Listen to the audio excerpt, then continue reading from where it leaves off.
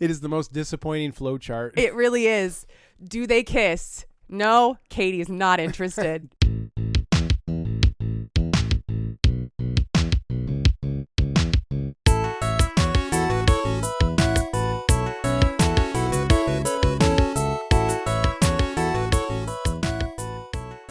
Hello and welcome to the first episode of Season 4 of Cheap Smut. I am your host, Katie Mizell. And I am your co-host, producer, and husband, Maxx Joy. I saw the look on your face the second I started the intro. You were like beaming. Oh, we're so happy to be back. We're so back, baby. We're so back. We don't sound like we're No, we don't, because we both have fucking colds in May. in May. So annoying. But that is just par for the fucking course. Of course it is, because we have small children and they're germ factories all year long. They are germ factories all year long, but they are also, it is indicative of the 6 months. Yes. Yeah. It's been a while. I can't even think about it. I know. So let's back up. Yep. Yeah. So let's go back a little bit here. Let me. We're play some flashback music. Ooh. Yeah. Now you're listening to the episode. If you've read the episode description, you know that I have put a time stamp or something. I didn't create a chapter. I don't care enough to do that. But I told you to jump ahead. Yes. To a certain point in the episode because we have to catch you up. So longtime listeners of the show know that we, right around the holidays, we tend to take hiatuses. Yes. That's makes sense. It's a time for us to spend time with family, recover. For the first 2 seasons and part of the 3rd season, it was a weekly show. Yeah, it was. Mm-hmm. And we needed that break from, it was usually we did a Christmas episode and then we came back around Valentine's Day. We just needed that break from the weekly schedule and then the bi-weekly schedule, and to give ourselves some time in the middle of winter when we are all messy depressy in Michigan to just not have to think about this. Exactly. So we decided, you know what? We're going to take our hiatus. It's going to be fine. We'll do the same as we normally do. But last summer, we did go to that bi-weekly schedule because life was getting a little harried and hectic in the Smutco, in the Joy Mizell Smutco Industries household. So we were kind of up against it. And so we're going to pull back the curtain a little bit and talk or get real on Maine. So we were very fortunate for the last 8 years that I was the primary earner in the house.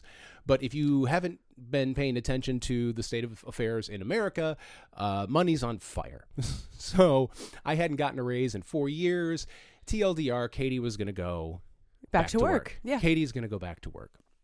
So we're going to get through the holidays. We're going to go on hiatus. We're going to get you back to work. And you, on January 12th, you had an interview. Yes. And then on January 19th... I had a second interview. You had a second interview. And on January 26th, I started that job. Right, because you were offered the job on January 19th. Yes. You went in for the interview and were offered the job. Yes. Between those 2 dates, on Wednesday, January 21st, I was downsized from my job. Yes. Yeah. It was like an immediate kick in the balls. So the whole goal was for you to get a job to kind of help us get back to level set, because the money that I was earning was no longer going as far. Yeah. So you got a job. Yeah. And then roughly 5 days before you started that job to help us out, you immediately became the only income at a approximately quarter of what you were earning. Less even. Less than a quarter. Yeah. And that was terrifying. Yeah. And we were lucky enough that you got some severance. We have, now you're collecting unemployment. The unemployment insurance process is actually working the way it's supposed to for you. And we had some savings and we're doing okay. But it was still a huge kick in the nards to be like, here's a job. Feel great about the fact that you interviewed stellar, you killed it, and you're going to crush this thing. And now your husband doesn't have a job. Enjoy. Yeah. Like, what the fuck? But we made do, because like you said, we were very fortunate. Like if you were going to be in the situation that we were in, you could have done a lot worse. We were very fortunate to have some money saved up. We're lucky. We're still doing fine. Yes. So I took the opportunity to start bettering myself. I started playing the drums more. I'm working on starting a YouTube channel. I'm going on a journey of self-discovery, which we'll talk about at various points throughout the rest of however long we're on this show. And I was looking for a job, but as anybody who looks for a job in this day and age knows, it takes fucking forever. I've put in well over 100 applications now, and I've had three interviews with human beings at this point. So, and it was great because, the kid, I was able to stay home with the kids primarily and, get them off to school. And it actually was working out super, super, super duper well. And the job that you were doing, it was for so you were doing a small company. Yeah. I worked for you can see where this is going. Oh no. So I got a job as an administrative assistant at a small security company. They do uniformed security guards, gate attendants for you got to drive through a fucking arm thing. They sell security systems, install them in businesses and homes, and a bunch of other stuff. And I was I originally hired as a personal assistant to a VP. I loved the job. I was doing really well at the job. I got complimented constantly. That job was so good for my self-esteem. I didn't need to go to therapy anymore because it made me realize how fucking dope I am as a person, right? They, after about a week, gave me a raise. Yeah, a big one. A big one, like $250 an hour. Mm-hmm. And then about 3 weeks after that, they told me, you know what? We don't have enough work to keep you steady as a personal assistant to this VP. However, we do need more administrative work in a different department. We're going to move you over there. You are going to be the administrator in that department now. And I was fine with that. I mean, it was weird. The whole situation was kind of immediate and not well planned, and also not what I was hired to do. Right. But I could do the job. I knew I could do the job. I knew that my skills would be put to good use in that department and that I could help them. And I did it. There were some waves. We lost another admin as part of it. It was a whole thing, but I settled into the new position and I was doing really, really well. And then 2 months later, I was called in to a conference room on a random Monday morning. I got into the office, I clocked in, I was there for 45 minutes. Yeah. And nobody else came to work. And that was the thing that I realized later should have been the original indicator. Neither one of my direct supervisors were there, and the only other person who worked in my department showed up and then was immediately called away. Yep. I was alone. They sent everybody else home, including the only other friend that I had made at the place at the time. They sent him home too. Mm-hmm. And then they fired me. Yep. They just took me into a conference room. They said, your position is no longer needed.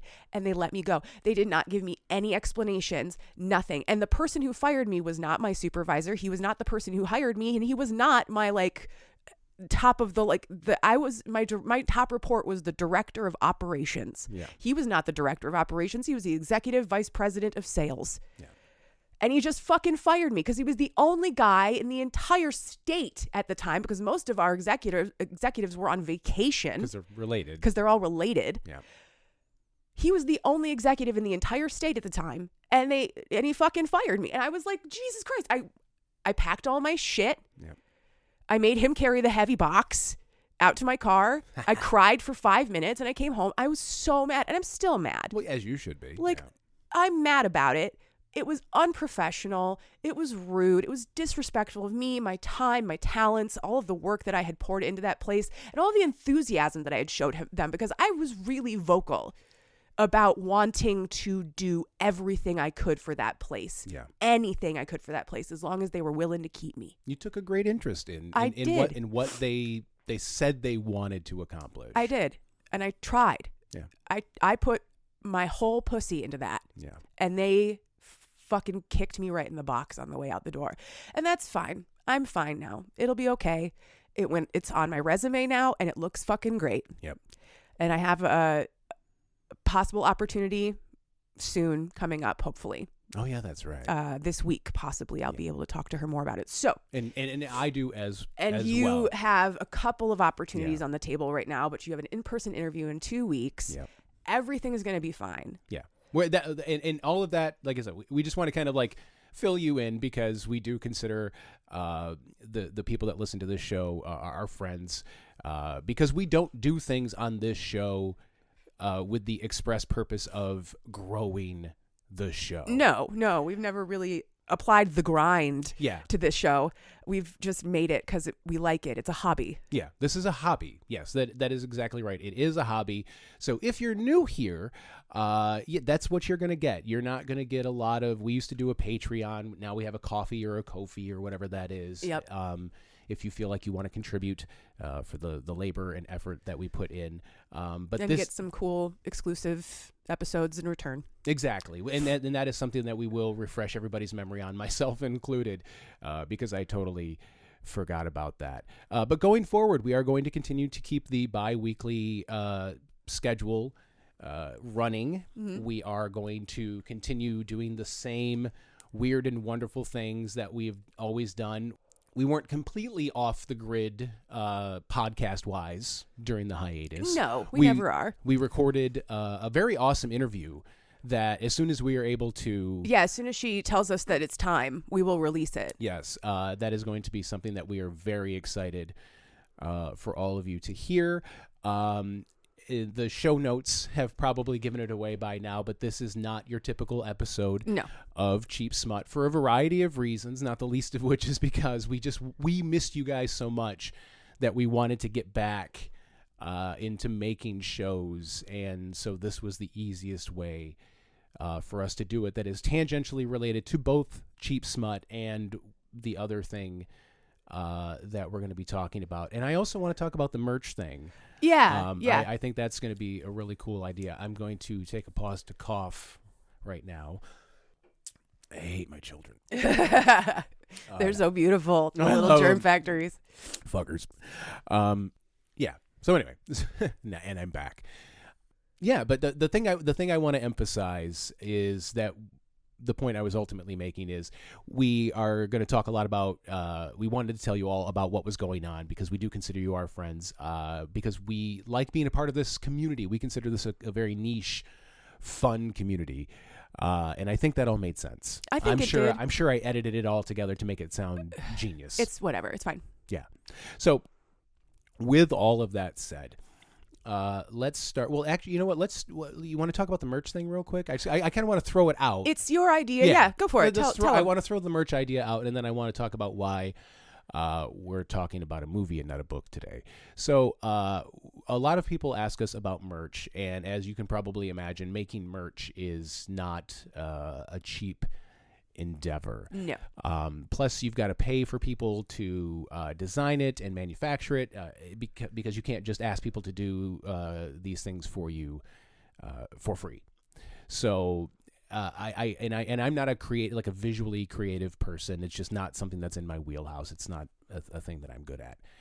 But last year I got an idea, and I never thought to apply it to this show until very recently, and that is the band Wolfpack that we've mentioned on the show in various capacities. They are a band from Michigan that has done a lot of really awesome things in the music space, specifically as it pertains to getting their music out, but also making merchandise. And one of the things that they did was they leaned into the fan side of it. Mm-hmm. So that's what I want to try to do. So what they did was they said, hey, if you want to make Wolf merch, we're totally cool with that. You can sell the merch. You can do whatever you want. You just give us, I can't remember what the percentage was. And then when you're selling it, and you just tag us online and use the hashtag VOSM, Wolf Open Source Merch. And that's basically what I want to do. I want to try to create open source Cheap Smut merch, because while I don't want to, like I said, we're not trying to grind or make money from the show, but we love this show, and we love that other people love it and want to have a little piece of that and represent it in some way. we're all geeks to some degree. We love, having little things on us to represent so that when we're out in the wild, you can go, hey, I know that thing. Yes. So if you are somebody who has wanted merch for Cheap Smut or are the type to make things, feel free to shoot us a message on TikTok. That's where we usually hang out. Or cheapsmutpod@gmail.com and let us know what your idea is. This is a very loose idea that I'm just kind of kicking around, but I love the idea of finally being able to have something out there to be more a part of the community while also helping to lift and elevate and support other artists who would get the bulk of the money in this regard because they would be doing the design and everything. We would just sort of be taking like a licensing fee.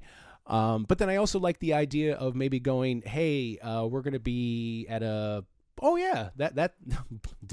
going to be at a convention or something, and we would like to have some merch to sell. Could we get, X number of these at cost? Yeah. That kind of thing. And we can work that out going forward if we have certain items that are popular, or we can have a vote and that sort of thing.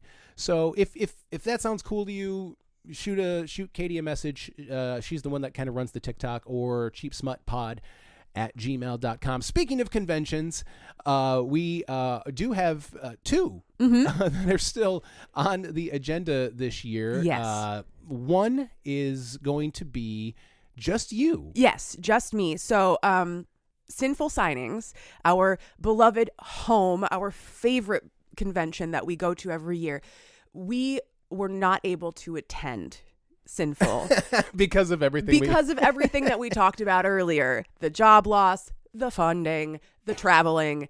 It couldn't be done, unfortunately. And we also weren't able to attend Monsterotica again this year. All of that it's fine. We accept the reality of it. But Sinful is doing a second, one day only premium event this year called Crown and Quill. It's taking place at a castle, an actual castle in North Carolina. They are taking over the place for a day, and they are having this beautiful event. There will be signings, there will be tabling, you will be able to buy books, but it's only like a 5-hour window. Most of the day is dedicated to other stuff, including a Renaissance fair experience in the garden between the two buildings that we will be occupying, a ball, of course, and the thing I think is the coolest, the conclave. They're having Sinful has a ton of cosplayers who are part of their influencer community, and they have put together an actual fucking program of different groups of supernatural entities coming together to have a conclave at this castle. It just sounds so fun. I'm really excited. I'm going to that one by myself. That one, because it's in August and the kids and school and everything else, I will be doing that one by myself. But then in September? Correct. In September 11th through the 13th. Yes. We will be going further west than I've ever gone. Me too. You too. We will be in Portland, Oregon. Yes. Or Oregon, if you're nasty. At Romancing Portland. You're killing me. I'm so sorry. I'm just trying to finish it.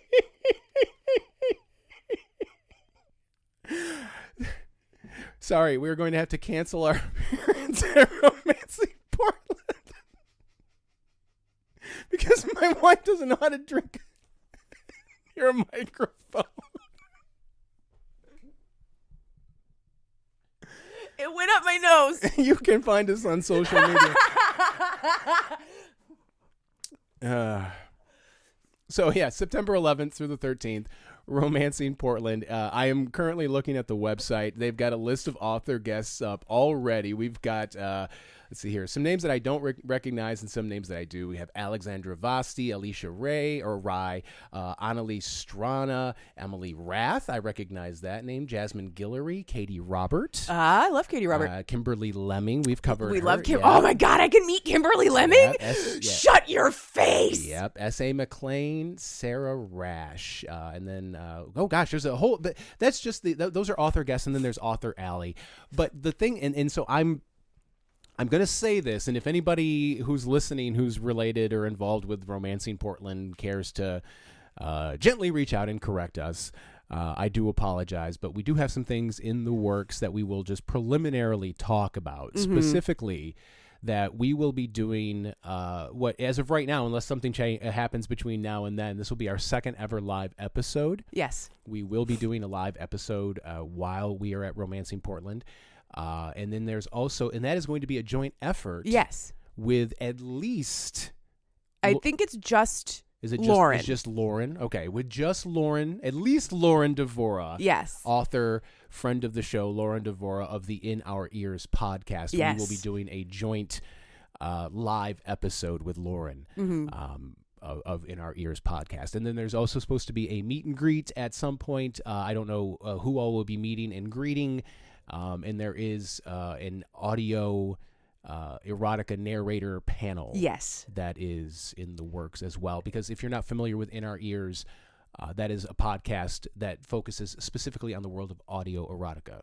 Yes, they do. So In Our Ears, fabulous podcast. Love them so much.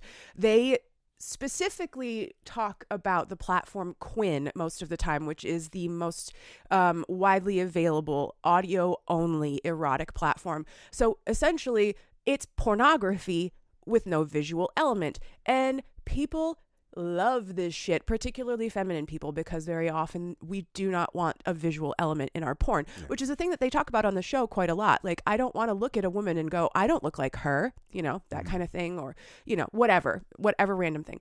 They are fabulous. I like to call them the, my favorite murder of audio erotica or whatever. They're a great podcast if you just want to hear girls chat.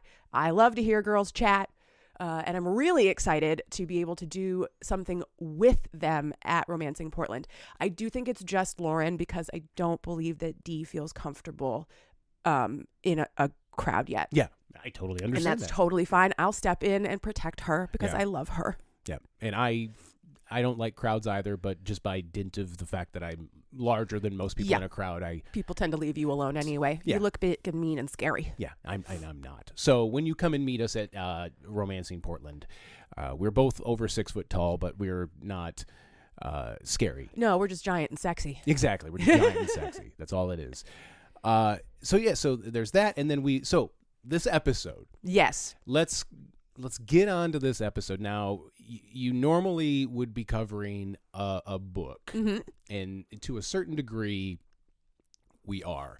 Yes, in a way. In a way. We are going to be talking about the experience we had recently of watching Emerald Fennell's 2026 version of Wuthering Heights, her film adaptation of Bronte. Yes, Emily Bronte. Emily Bronte's. Not to be confused with Charlotte Bronte. There are 2 Bronte sisters. If you know that, you get a cookie. Yes, there are 2 Bronte sisters, and Emily wrote Wuthering Heights, which has, of course, been adapted into several very famous adaptations.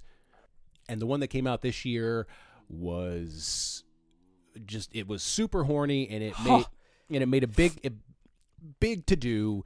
Huge impact. And so, of course, we watched it, but after we watched it, I got to thinking, so while I've been off, like I said earlier, in a quest to improve myself, I've taken it to the extreme. Since I started reading Bell Hooks, my God, she has changed my life and has accelerated and kickstarted everything about it, to the point where there's a moment in the book, The Will to Change, where she talks about, wouldn't it be great if men during periods of unemployment could, earn money and just be paid to enrich themselves? Yes. And yeah, it's pretty fucking awesome. I'm not paid. I'm cutting into my own money. But back in January, or late last year, early January, we were seriously working on me starting a video store. Yes. I was going to open an old brick and mortar physical media store because I love movies. I love physical media, but movies in particular. And I thought it would be a great idea to open something like that. And then I lost my job and everything went to shit. But I started a YouTube channel, and I want that YouTube channel to be a representation of everything that interests me, be it baseball, movies, books, destroying the patriarchy. you name it. Hell yeah. But I also wanted to have a podcast that was affiliated with us, that was you and I, that was more me driven. Yes. Something that was that we got to participate in and do together, that was less work on you, but that was still fun for you, and would still be something that was more aligned with my interests, giving me something else to talk about and do and create, and hopefully giving everybody else an opportunity to get to know a little bit more about me, because that is something that terrifies me, is being perceived and also being misunderstood. Yes. So to that end, going forward, I'm going to be launching a podcast that is going to be just about in media in general. I would say popular culture, pop culture, but I am a huge fan of journalism and media, and in general, and media literacy is an important thing to me. Sometimes we'll just talk about movies. Sometimes we'll talk about adaptations. We'll talk about music. We'll talk about all kinds of different things, but it'll all be centered around art in culture and in media. I think media is a better word for it, because if you say pop culture, that implies a certain amount of like social commentary that we're probably not going to be making, or like social analysis that we're probably not going to be making, because popular culture itself is sort of encapsulated as a humanity. You just want to talk about cool movies Sometimes, but also I also want to talk about, like, for example, I want to talk about how the John Wick franchise is really a representation of a man trying to free himself from the shackles of patriarchy. Oh, valid. Okay, never mind. I take back my analysis. That's okay. We're building this plane as it flies. Yeah, that's true. Exactly, so to speak. So I have no idea what we're going to call it. I have no idea what it's going to look like. But that is sort of the larger intent of this episode, is that it's sort of a backdoor pilot for whatever that is going to become, which is basically just going to be another Smutco Industries podcast featuring us, but it'll just be more me-centric. So if you've ever been listening to this show and thought, I don't like Katie as much as I like Maxx, I want to listen more to Maxx, your dreams will probably be answered to some degree. Hooray. Good for you. Yeah. Or I'm sorry. Or fuck you. I mean, what do you mean you like him better than me? What the hell? How dare you? With all that said, it only took us 25 minutes to get here. Oh, good job, us. Yeah. What are we talking about this week? We are talking about Emerald Fennell's Wuthering Heights. God damn it. That's what we're talking about. We watched it last week. Yeah. Probably best that we did it kind of ripped up. Yeah. Because holy shit. And I have not stopped thinking about it since. Like, that movie really, again, I'm pretty stoic when I watch shit, when I read shit. Yeah. I was curled up in a ball screaming, "Oh my God!" at one point. I don't do that when I watch movies, but I did it with this one. Yeah. Shit was nuts. Historically, us watching a movie involves me looking at the screen and then looking over at you, wondering if it elicited any kind of response at all. response with you. I'm really internal. It's a whole thing. I could give you my therapist's number if you want to know more about why. I think you got to sign a form for that, but I'll talk to her. HIPAA release. Yeah. But yeah, I don't normally have big outward emotional reactions to media I am actively consuming. But this one really just punched me right in the twat. I can't. Like, what the fuck? Okay, so Wuthering Heights. Yeah. Let's talk about the book a little bit. We'll Please. keep it in the cheap smut vein, and we'll talk about literature for a few minutes. Wuthering Heights as a book. I have read it multiple times. I have not. I have read any and every book that exists within the Austenian oeuvre, as it were. So everything by Jane Austen and both of the Bronte sisters. I know all the books. I have very specific opinions about Lizzie Banks and like all of it. What would that cinematic universe be called? Would it just be the Bronte cinematic universe, or the Austen? Technically, we would call it Austenian. Because she just got to be the one who got the era named after her. So like, to the victors go the spoils. Yes, and she exactly. So so the Austenian universe of ridiculous drama of manners and people who should not be in love with each other, but somehow are, and it makes you go, ugh, right? Yeah. That's the Austenian universe. Wuthering Heights is my least favorite of all of the books that may exist within that sphere. I love all of the books. Like I do. They're classics. I can't call myself a romance lover without having consumed them all and like really diving in, right? At least that's how I feel about it. I don't think you have to do that. I think I have to do that. Okay. There's a difference, listener. But Wuthering Heights is my least favorite for many, many reasons. The biggest one of which is that Kathy and Heathcliff are terrible. Yeah, they're terrible people. They're terrible. And the movie made them worse, but not that much worse than they already were. Okay. The other thing that I hate about Wuthering Heights is the same thing that most people hate about Wuthering Heights, is that they know that it ends in tragedy because Kathy dies in the middle of the book. Spoiler. It was written 200 years ago. Yeah. Spoiler. Kathy Earnshaw does not survive her own shit. There are some differences that should probably be noted between the movie and the book. The first and probably the most important of which is that Mr. Earnshaw in the movie was completely rewritten. Mm-hmm. Mr. Earnshaw in the book dies when Kathy's a teenager, and she has an older brother who inherits the estate, and he is the gambler alcoholic who eventually brings Wuthering Heights to ruin. They just cut him out. Mm-hmm. They just took all of that and just wound it right into Mr. Earnshaw, made it easier, right? But there's a lot of things about this book or this movie that are a lot different than the book. Take away Hadley Earnshaw, the older Earnshaw brother. Heathcliff in the book was very well treated by Mr. Earnshaw to the point that he favored Heathcliff over his own children. That's why when he died, Hadley Earnshaw started treating him like a servant and treating him like shit because he was jealous. He was jealous that he got treated more like a son than his own flesh, And not to mention, it's made pretty clear that Heathcliff is not white. Okay. So there is actually in the book, it's never made explicitly clear what he is. Given the time period in question, the descriptions that are used are different, or they mean a different thing than what we would think of now. When they call him Dusky in the book, you think Dusky, you think, in my estimation, you would think of maybe a person of, Latino descent. I don't know.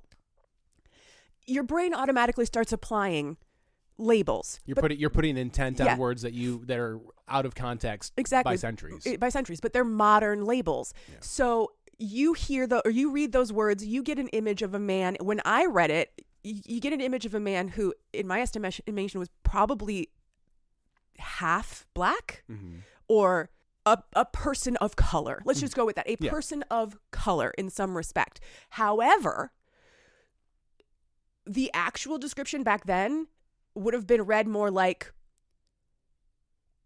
spends too much time in the sun. Mm-hmm.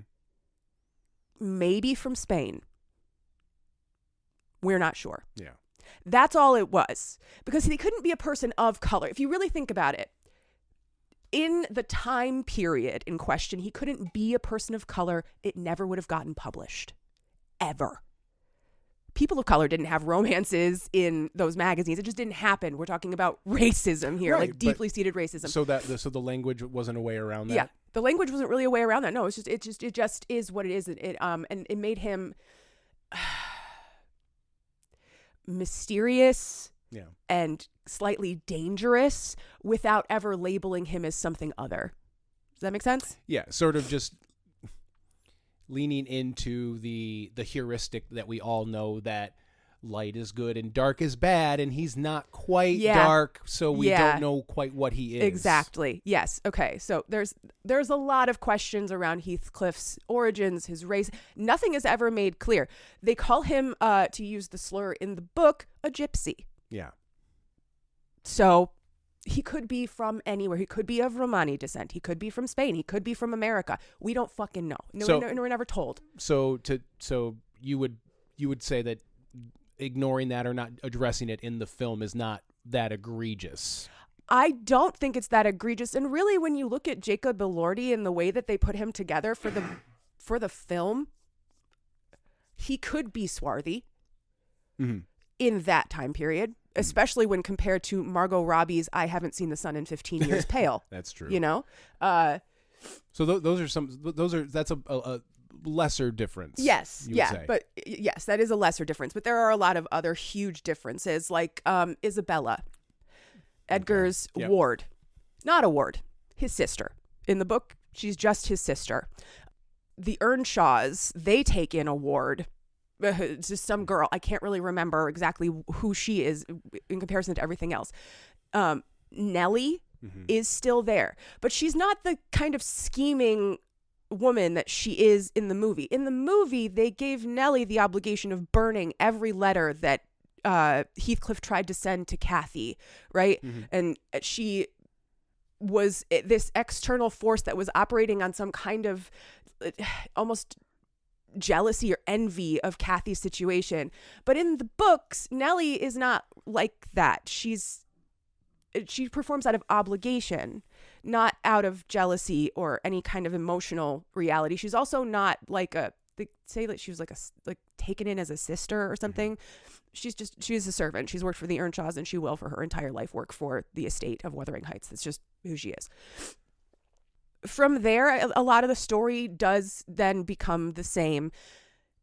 Kathy realizes that she's in love with Heathcliff, but Heathcliff overhears part of that conversation with Nellie, and he thinks that she doesn't love him, so he rides off. She waits for a year. She gets very sick about it because every time she has an emotion, she almost dies.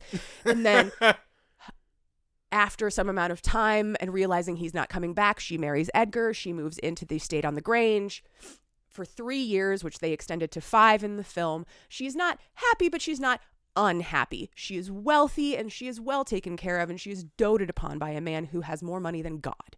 She's perfectly contented, but she's also not happy because she doesn't have Heathcliff. She's always been in love with Heathcliff, or we'll call it love, but it's a very toxic kind of situation. Yeah. Even in the movie, like when she says like, he is mine, she means that shit. It's an ownership kind of thing. Yeah, I can't remember who calls her a dog in the dog in the manger. Isabella, I think she called him a dog in the manger. Yeah. So Heathcliff comes back eventually, and he has a gold tooth and a gold earring, which they kept in the film. It makes him even more swarthy and mysterious and dangerous. He is now wealthy, but he won't say why.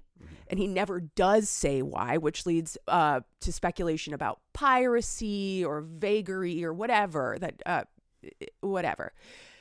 And then when he comes back, he and Kathy begin this like horrible battle of wills to ruin each other because they can't be together.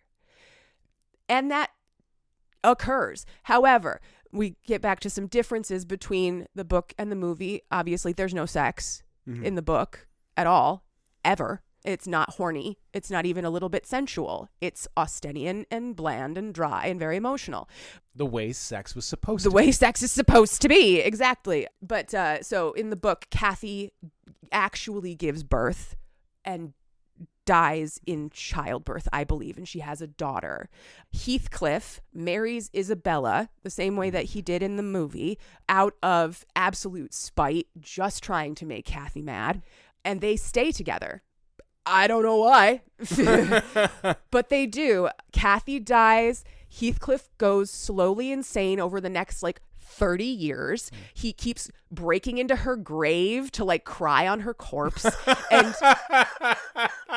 hey man, you want to go disc golfing this week? Nah, man. I can't. I got to go cry on my dead lover's corpse.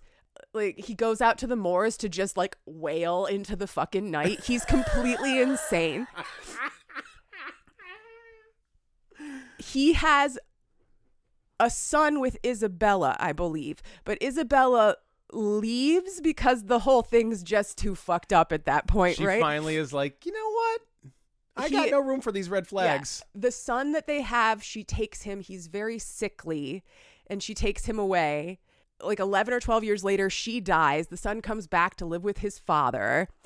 And then at the end of the book, what eventually ends up happening, spoiler alert, but again, it was 200 years ago, Heathcliff also dies. Yeah.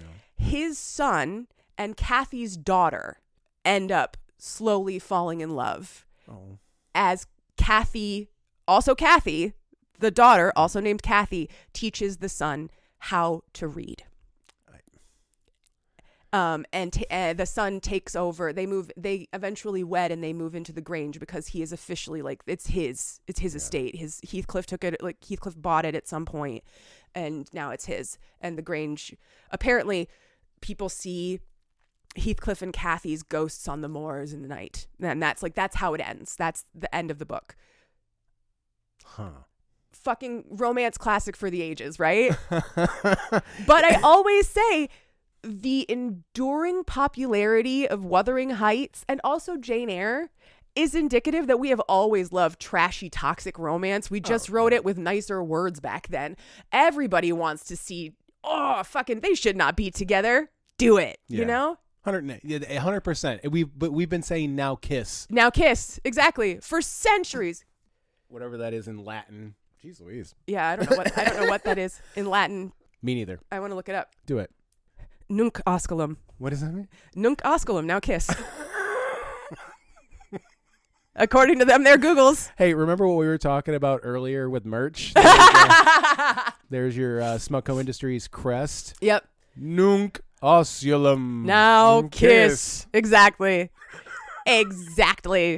That's my...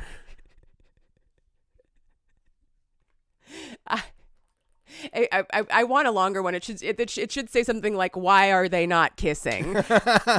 Because that's how I feel most of the time. I'm like, why are they not kissing? Why are we not kissing yet? Guys, true. This is what I've been saying about sports recently. Like, I will pay attention to the sports when two of the athletes make out on the TV. Yeah.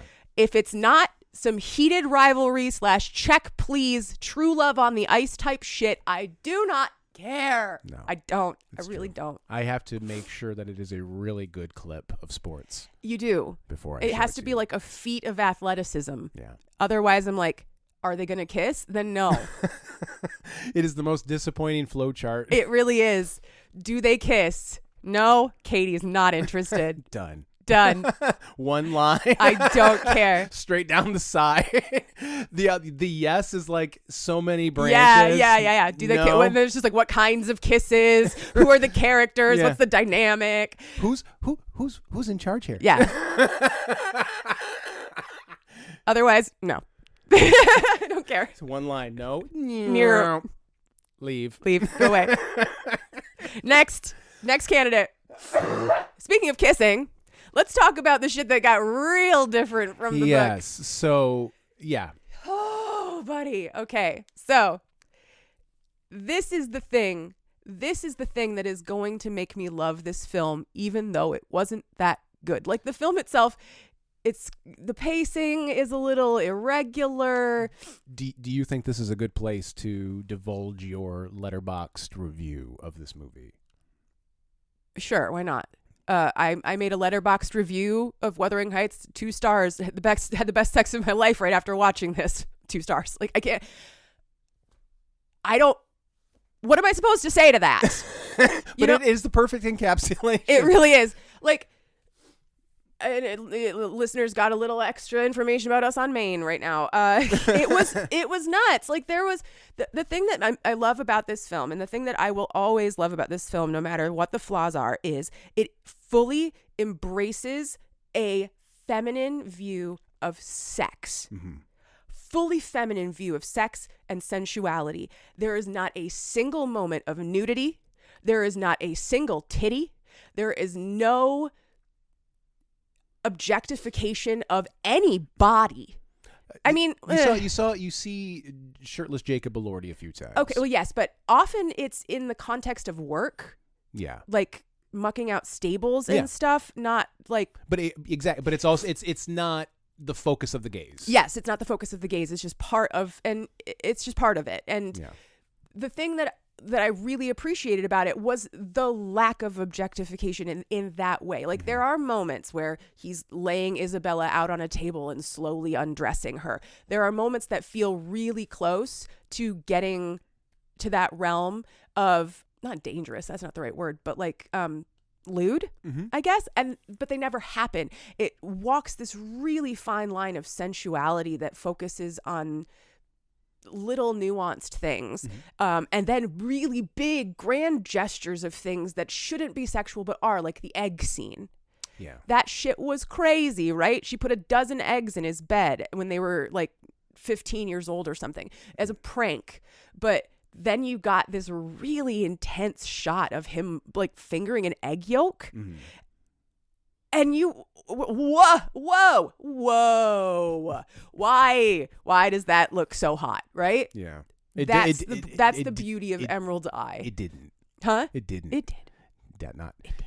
It did to a person who doesn't have the issues that I have. I know. I understand. The person who wears gloves to crack eggs. Yes, I know. I get it. I do. But not to do the other thing. Not to do the other thing.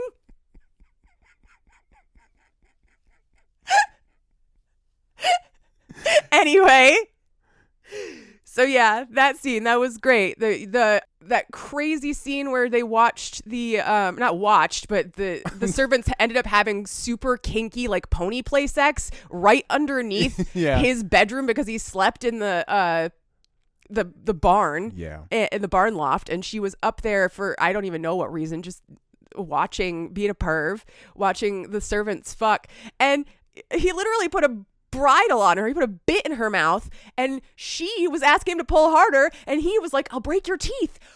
What the fuck? Yeah, that that is way more horny than I expected it to be. 100%. But also, I cannot remember that guy's name. I cannot remember those characters' names. Oh, neither can I. But that was so heartbreaking when he was like, God. when he was like, "Oh, where's she at? Oh, she's married with a kid now." Yeah. I felt that shit. Oh God, yeah, no, it broke my little heart. Bones. Yes, he was like, "I don't speak with her. It would embarrass her." Oh God. After you fucked the life out of that woman, come on, that's not fair. That's what I'm saying. I'll leave it at that. I can relate to his situation is all I'm saying. But then, of course, we can move on to the scene that made me literally screech out loud. That was insane. So Margot Robbie out on the moors, diddling herself behind a rock. Yeah. Great place for it, by the way. Privacy. Such privacy. Well done. So she's ruffling up under her skirts. And again, you can't see anything. There's so many skirts there. It's just skirts. She could be hitting skirt for all we know. She could be. I don't know. And she's getting herself off, leaning against this rock. Heathcliff catches her, but doesn't confront her about it. He just listens to her doing it, and then as she comes, he tries to leave, and he knocks some rocks, and suddenly she's caught. Right, she tries to run away. He chases this bitch down, smells her hand, and then licks her fingers clean. And I am like, holy fuck. And then he takes that exact fucking hand and he puts it in the bottom of her corset, just like one-handed in her corset, lifts her 6 inches off of the ground one-handed to get her up closer to his face. Are you shitting me? Yes, because that's when it became science fiction. I don't care. I saw him with no shirt on. I don't care. He's not pulling that move off. Shut up. We don't care. I do. I'm sorry. I didn't mean to tell you to shut up. That was rude. But for real, though, that shit was crazy. Loved every second of it. Thought it was great. All of it. And then when he came back and shit was wild and they were having sex constantly, also great. And again, none of it was ever obscene. There was a scene of him literally eating her out in the rain, but his head was just under some skirts. And I loved it. I loved it because it was all about sensuality and feeling and expression and not the actual act itself. Fabulous. And then, of course, it all falls apart because they're terrible people and they fucking die. Whatever. The end. Also, the costumes are glorious. Oh, they're tremendous. God. And so you brought up something that, again, longtime astute listeners of the show might have picked up on. There was, I believe it was the second season of this show, where we said we were going to be doing, at the end of the episode, we were going to be covering a book, and then the next, between recordings. Oh, yeah. You changed. I did. because you started reading a book that it featured infidelity Yes. as a central plot point. Yep. And I don't read cheating books. You don't read cheating books, but for some reason I ate up Kathy Earnshaw and Heathcliff having an extramarital affair for the ages with a goddamn spoon. Mm-hmm. I ate it up. And I don't know, maybe it's because I was separated from it. Maybe it was because it was a film and not a book. When I'm reading the book, I'm often in that position, right? Yeah. Like I am inside that character's head. I am vicariously experiencing these things, and I don't want to cheat on you. So maybe that's it. I think that is probably the best explanation. I think there's the screen is the barrier. It puts watching other people make bad choices, right? Exactly. It's much harder. I think most people would agree that it's harder to resist the urge to self-insert while reading a book versus watching a movie. Yes. Yeah. Unless you're reading something that's a very specific personage, or some people can, like, if it's in third, they can separate more than if it's in first or whatever. Romances very often aren't written in third, so that doesn't help.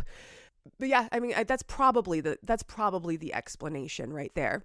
I can't read it because it feels like I'm experiencing it and it feels wrong. Yeah. And I want to be clear. I wasn't criticizing. No. I thought it was... it's a fascinating dichotomy that exists in me. I know this. Yeah, we commented on it while we were sitting right in this same room watching it. Mm-hmm. So yeah. And I know it's weird. I get that it's weird. I just, whatever. I'm a human being, not a fucking perfect robot.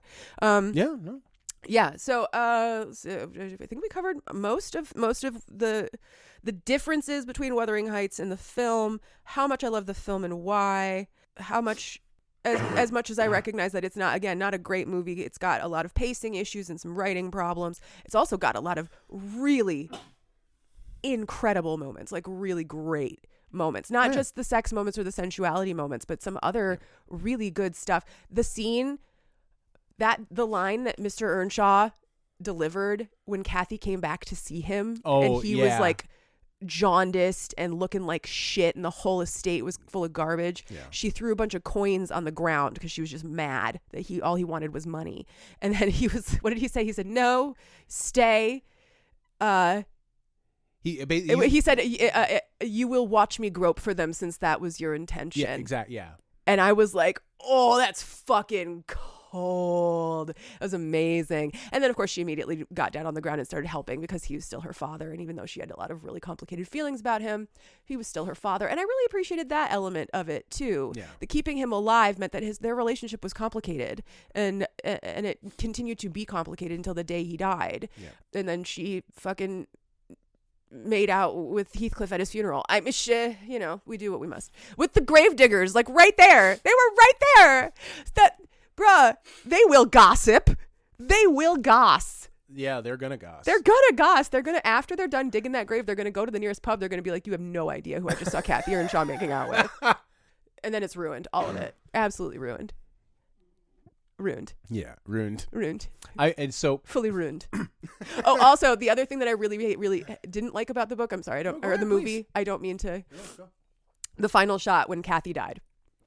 Yeah, you said this is the shot that made me hate the movie. Yeah, this is the shot that makes me hate the movie because, again, so Kathy did die either in childbirth or shortly after, as part of the childbirth process, and that is just honestly the easiest way to kill a woman in that time period because of circumstance.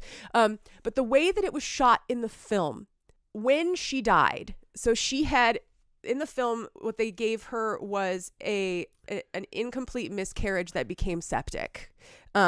And then they tried to heal her over the course of several days in the doctoring of the time period with like leeching and rest and whatever.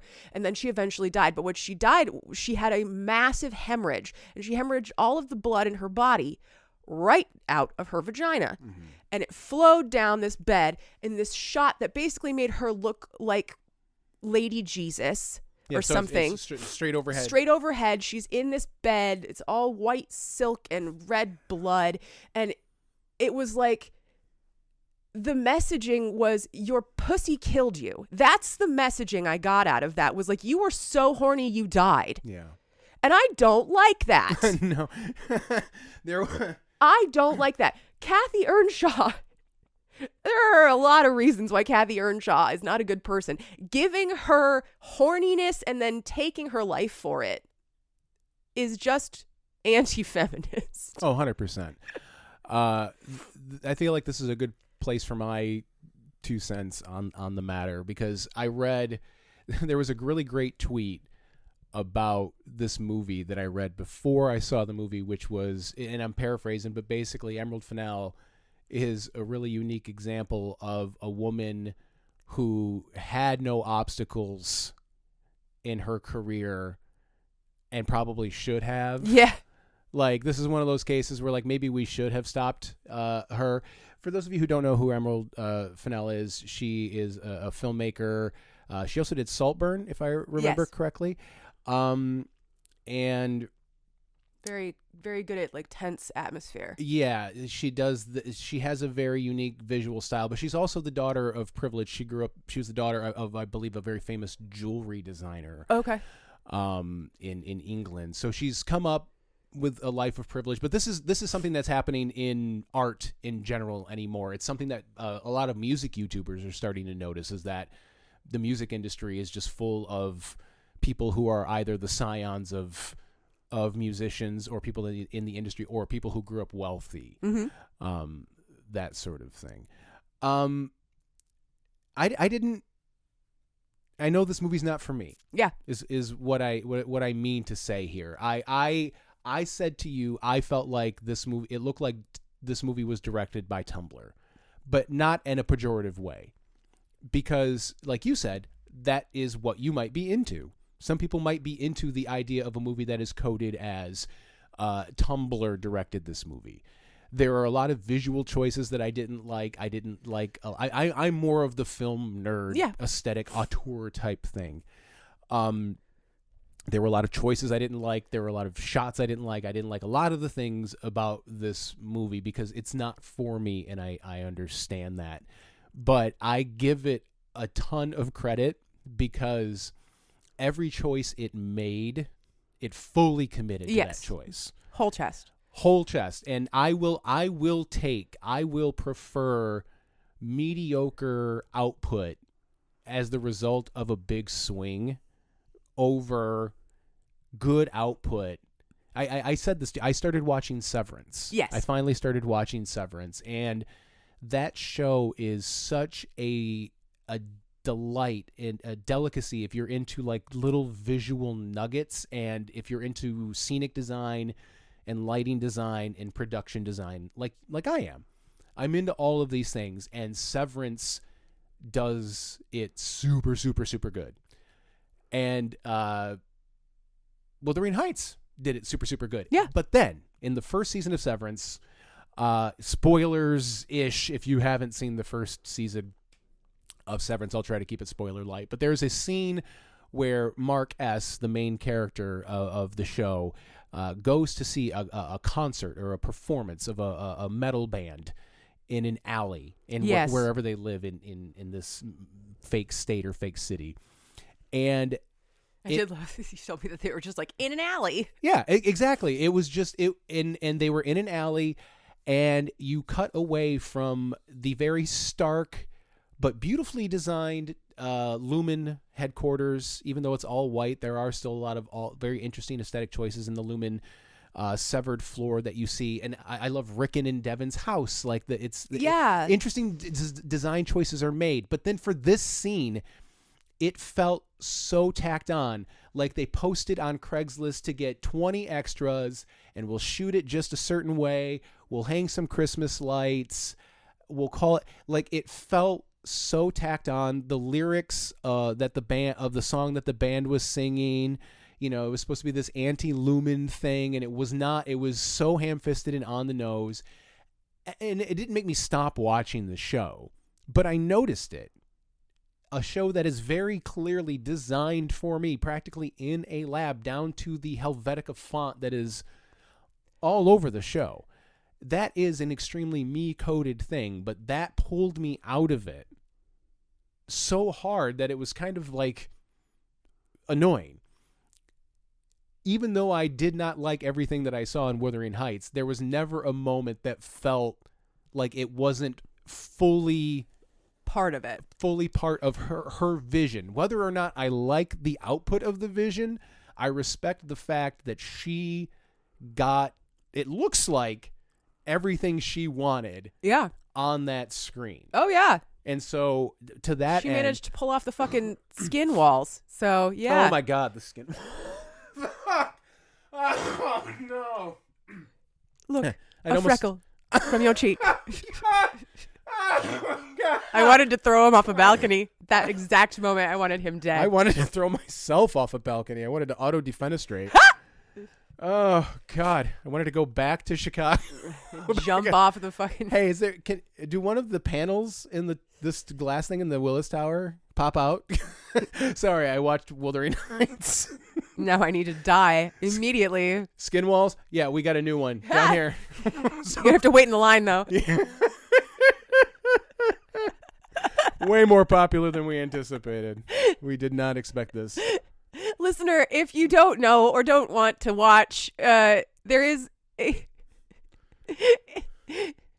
When Kathy marries Edgar, when Kathy marries Edgar, he is this incredibly wealthy to the point of stupidity man. And he has her bedroom, because they have separate bedrooms because of the time period, of course. He has her bedroom decorated in the most beautiful color imaginable, the color of his beautiful wife's face. But it's leather walls, like it's leather panels that have been hand painted to look like skin. There are freckles and veins in it. It's fucking wild. And then, of course, later... fully realize the vision, Jacob Elordi fucking licks one of those walls while they're having an illicit moment, and I was like, oh, I get it. It's gross, but I get it. I didn't get any.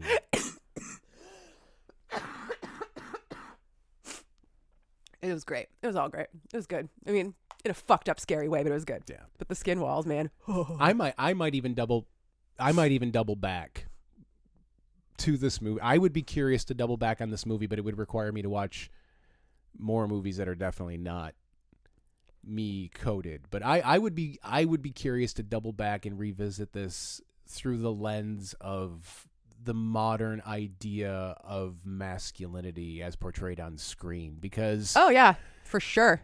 None of these dudes are masculine. It's not that they're not masculine. It's just I'm curious about the version we see of masculinity portrayed on screen now versus previous eras. Sure. That's all. Yeah.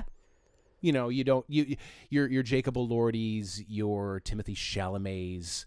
I'm trying to think of some of the other young men in Hollywood. Although I think Austin Butler, he's got some more classic vibes. Yeah. But anyway, that's another topic for another time. Do you feel like we've talked this one through to completion? Have we talked it to completion? Aw. They didn't try that, did such they? a good job.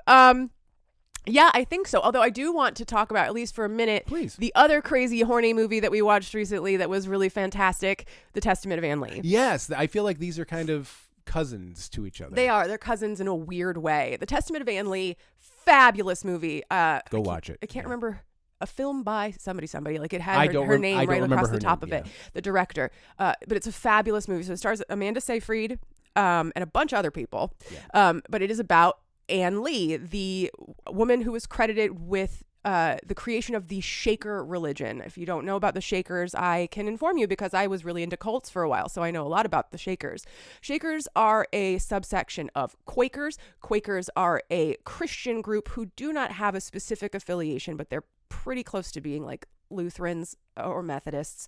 And they believe that their purpose in life is to be a pillar of peace and calm and acceptance and clarity. They're a fabulous organization. I've always had a lot of respect for Quakers and therefore for Shakers because they're all part of the same group. Although, we have to forgive things like Richard Nixon being a Quaker. every time we bring that up, we just have to say like, oh, there were bad apples. But so the Shakers were a religious institution that formed during the settlement in the Americas. They worshipped through song, specifically through these crazy, like unchoreographed, almost animalistic rhythmic style of dancing that was their worship. That was their prayer. That's how they did it. And people thought they were fucking crazy because they weren't standing very still singing to God and like kneeling and asking for forgiveness. They were celebrating and being loud about it. And they had these whole communities. And Ann Lee, she was everything. They call her Mother Ann in the movie, and they mean it. Everybody calls her mother, and they mean it like she is their mom. At one point, she has to explain to a little girl who's part of her, like a new recruit into the organization, like, I know you must be very confused. She is your mother. I am also your mother. I am also her mother. Like, she really did truly believe every single one of the Shakers was her children.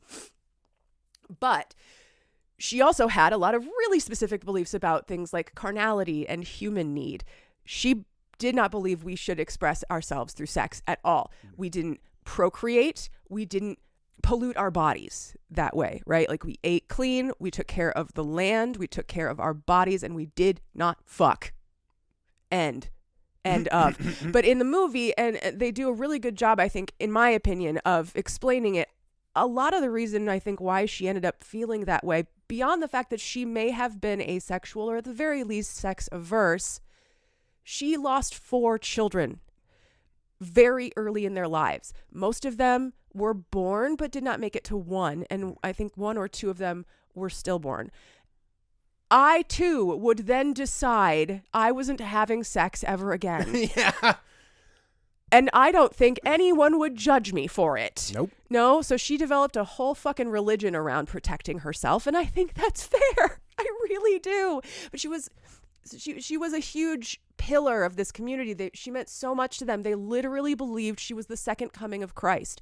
They had the opinion that God believed in balance, and so therefore, if God sent a son, then he would also send, if God sent a man the first time, then he would also send a woman the second time as a second coming. So they thought Ann Lee was fucking Jesus. They thought she was Christ. And they followed her word to the letter until the day she died. And then she just died. And that was the other thing that I really loved about the film. She just died. Yep. And that was it. And there wasn't any big grand revelation or thing to be learned or taught. She lived and she died. And her story was still worth telling. And I think that that's important. There doesn't have to be something big and grand about it. She didn't have to change the world. She changed the world a little bit in her own way, obviously. But she didn't have to change the world. She lived and she died. Yeah. For 40-something years. And that's it. And then they set it to music. Yep. Because it's a musical. Which is primarily based off of traditional Quaker hymns. Yeah, traditional Shaker hymns. Shaker hymns, yes. Thank you. The song that she sings during that montage sequence, that horrible montage of child loss. Yeah. She sings the song Beautiful Treasures. It's a beautiful song. It is a hymn. It is a Shaker hymn. They rewrote it slightly. And the really cool choreography. Oh, God, they did so much cool choreography. The themes that recur, some of the moves that recur yes. and occur, but then some of the physical thematic motifs you see. Yep. The recurring shapes. Yep. The recurring physical elements, the movement. There's a synchronicity that isn't choreographed. It's choreographed, obviously. They're choreographed, but it doesn't look choreographed. It feels very natural. It has almost the term flam in drumming is when you hit the snare with both sticks, but just slightly off. Just slightly off to give it a fuller sound. I think it was like a visual flam. Yeah. So in tap dancing, that's called a flap. Okay, there you go. Flap. So yeah, it's like a flap. Where it's like a flam. Yeah, they're synchronized. Yeah. But there's just enough where it has a more off the grid, so to speak, in terms of like in music production, a lot of things is quantized right on the grid. It had a more human element. Yeah. Where it was still perfect, but just imperfect enough. Yeah. Yeah. Yeah. It made everything move in this way that felt very big. Yeah, thank you for going along on that ride with me. I had to kind of get that out. Yeah, no, it's fine. These groups of people who at some points were quite large when they were demonstrating that how big their institution actually got once they came to America and settled and built their first communities, etc. But even when they were very small, the choreography made them big. Yes. It made their passion big, right? It made their intention big. Yeah. And there that was a lot of close movements. Yeah, close movements to then big, wide arms. Anne with her arms in the air, spinning with her blonde hair and big skirts. You know, it was beautiful, really beautiful. And horny. Oh my God, was it horny for a movie about a woman who officially decreed that she would never have sex again? Man, was this movie horny as hell. Oh my God. I mean, first of all, poor Ann Lee. Poor Ann Lee could have been having such a good time if she was just a slightly different person. Because her husband was a horny dude. Like, he was curious and into it. At one point, he found a book with a lithograph, like a dirty picture in it. He bought a dirty book off of one of his employees or something. He took it. Dirty daguerreotype, I think. Yeah, seriously. And he showed it to her at night in bed as like I found this on one of my employees. This is quite frightening, kind of like scandalized thing. And she was put off by the whole thing. But then the picture, he wanted to recreate it. Yeah. And that involved her getting smacked across the butt with a broom. Just the head part, the frondy part or whatever, while he I believe that's called the business end. The business end of the broom, sure. While he recited Revelations to her. But mixed signals. And again, if I were Ann Lee, this would be a different situation. You're having that kind of kinky ass moment while he is the lines that he was saying from Revelations were specifically about the coming of a woman who would change the world. He was talking about her. If only she were horny, she would be having a fabulous time right now because he would be worshiping her through Revelations while smacking her across the bum. But no, she hates it. She hates the whole thing. And that's the worst part because you're watching it and her face is like miserable and you feel so bad for her. Oh, God, it was awful. But it was funny. But it was awful. And it was. I'm glad you brought that up because it was a good cousin to Wuthering. I think if you want to do a double feature, you could do a lot worse than the Wuthering Heights and the Testament of Ann Lee. Yeah, two different horny period pieces that look super different. You're going to have two very different visual experiences because one of them is going to be gray. Yeah. And the other one is going to be loaded with color. Yeah. And the other one is going to be directed by Mona Fastvold. Mona Fastvold. Thank you very much. Fine Norwegian director who, you're going to see a lot of different choices. But I don't know about you, but that's the thing that I'm into. Hey! I do think those movies are cousins, though. I really do. Into. What are you into? Yeah. Or are we going to... Shit. Now I have to think of something to be into? Fuck. Well, here's the thing. You've only had about 6 months. I know. To think about it. Okay. But I'll start because it's very easy. I mean, all the things that I've accumulated over the last few months since we've been off. One of the things that still continues to tickle and delight me is the music of Angine de Poitrine. Oh, yeah. They are the French-Canadian duo. If you're on the internet, you've probably at least seen them. They are the weird alien-looking polka-dotted weirdos. The guitar player plays a custom double-neck bass and microtonal guitar. It has more frets, so you can create more notes within that spectrum. It's very math rocky, which they openly cop to. But there's a very deep groove. There's jazz elements, the visual elements. All of it is just it's everything that I love rolled up into one. I'm gonna post probably the KEXP, the viral video that broke them through their KEXP performance from December, but maybe specifically the version of Fabianque. Yes. From that, because that's probably their most, I would say, accessible tune is that one. It's the one that's got the most accessible elements in terms of like, oh, this sounds like something I've heard, and this sounds like a dance groove and that sort of thing. So, angine de poitrine, which loosely translates to chest pains. Yeah. Yep.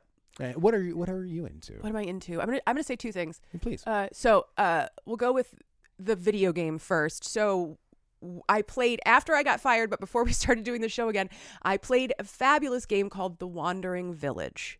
I loved that game. I played it twice. So The Wandering Village, the premise of it is you are in a far-flung future where the world has been taken over by toxic fungus. Nobody can live on the ground anymore. People either live in small communities up on cliffs and like travel by flight, or this one community ends up finding what is called an onbu, a giant, kind of looks like a dinosaur, like a brachiosaurus that has land on its back. Like it's a wandering piece of land, and you take up living on this creature, taking care of the creature and taking care of your village, slowly developing it, and then over time the story starts kicking in and you eventually end up saving the world from this horrible toxic spore that's taken over. The spore, which it turns out is the result of humans hundreds of years ago mistreating an onbu to the point that it poisoned the land. So you're basically sort of like, to use a shitty metaphor, you're carrying Madame Zeroni up the mountain, right? You're fixing it. Yeah. You're treating the onbu right so that this horrible catastrophe that came from treating an onbu wrong can be corrected. It's a lovely story. It's great. The thing that the thing that got me and the reason why I started playing it is because the opening cutscene looks like it fell right out of a Miyazaki film. The visuals are beautiful. It's fun, and it's also super chill. Yeah. It's super chill. Like, there are a lot of things to keep track of, but if you put it on easy mode, you're not going to have that much of a problem. And if you have that much of a problem, go back to your last save. You'll be fine. Yeah. It's great. I love it. Don't be afraid to save, scum. Don't be afraid to save, scum, especially not in something like The Wandering Village, because, one bad spore, onbu dies, and you have to start all over. So the other thing that I'm into, I'm just going to say, is the bridge from Miyazaki by Paris Paloma. Okay. I love the song Miyazaki by Paris Paloma. It's a great song. If you haven't listened to it, I don't know why. If you're on TikTok, you've probably heard it by now, because there was a huge social media push when it came out. But the bridge, to me, has become like a personal philosophy, and I'm going to share it with the rest of y'all. So please enjoy my recitation. The world is the world, and I am a person in a tiny body. I vow to live, and I won't let fear be the thing that stops me. I am not a violent person, but I make things with aggression. I am not a violent person, but my work is the exception. I love that. Mm-hmm. I love it so much because it really kind of encapsulates how I felt, especially right around the time I got fired. Mm-hmm. I don't have a lot of control. The world is the world, and I am a person in a tiny body. My body's big by person standards, but I am still very small, But that doesn't mean I have to be so afraid that I don't do the things that make me happy. Mm-hmm. And I am not a violent person, but I will love the things I love with aggression. Or as Brittany Brodsky once said, I will leave claw marks on everything that I love. Mm-hmm. That's why I love that song, and that's why I love that bridge. Please take that with you. I want you to have that. I want everybody to feel that way. Okay, that's what I'm into. Thank you so much. Oh, no problem at all. So we will be back in 2 weeks. So Wednesday, June 10th. Yes. And do you know which? I know you've got a couple books in the works. Oh, we're starting off with a bang. Okay, yeah. So you are going to do that. I am going to read Morning Glory Milking Farm. We are finally going to do Morning. I mean, I've already read it, but I'm going to tell you the story. Yeah, we are finally doing Smut Darling. Yes. Morning Glory Milking Farm. We're the only podcast, the only smutty podcast, I feel like, who has not done it yet. No. Probably at this point, we are the only smutty podcast who has never done a C.M. Niscosta book. That's the author. C.M. Niscosta wrote Morning Glory. And Morning Glory, when it came out, was like dropping a nuclear bomb into the middle of smut world. Okay. It was crazy when it came out. So when it first came out, one of the things that I loved about it was that you could tell she designed that cover in Canva. And it wasn't very good, like Yeah. she did everything herself, but the stuff that's inside the book is the gold. Like it didn't matter what what was on the outside. Yep. She has all new cover art now from artists who've done beautiful, brilliant jobs. But when it came out, it was a dark horse that ended up being, like I said, a fucking nuke. Mm-hmm. It's crazy. I'll tell you the story and all of it, like establish the reasons why it is what it is in 2 weeks. Mm-hmm. But I was talking to Sabrina Cross recently about this. The thing that really got me is the writing style. It is so, you'll get it more when I explain it, is clinically obscene.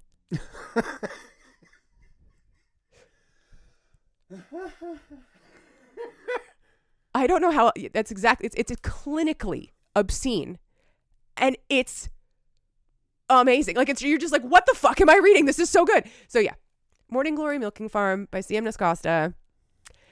And then after that, we will be reading The Reader and the Wolf by Carrie Boberry.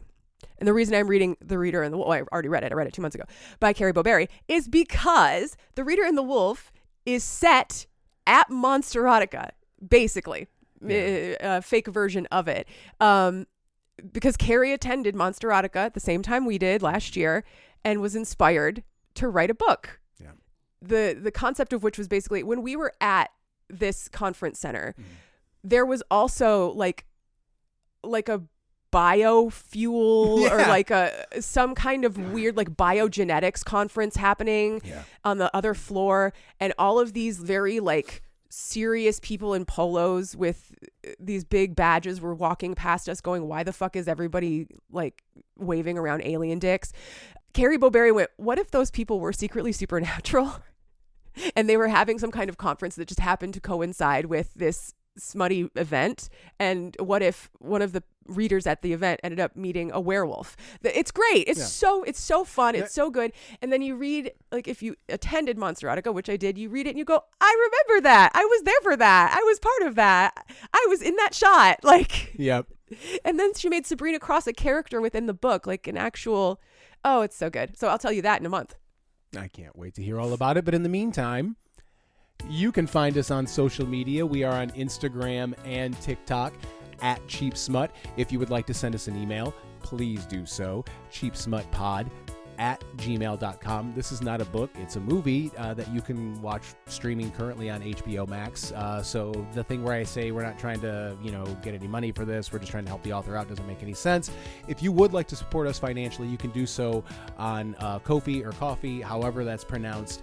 And if you do so, you take a look at all the fine print there. It's not really that fine. It's right there in front of you. You have access to some of our, or all of our old Patreon bonus episodes. This is the only way that you can hear these episodes anymore, is to make a donation and receive the files emailed directly to you. The music that you hear in this and every episode is called Storytime by me, Max Joy.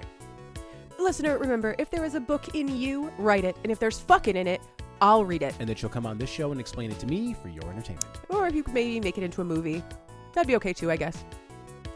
Bye.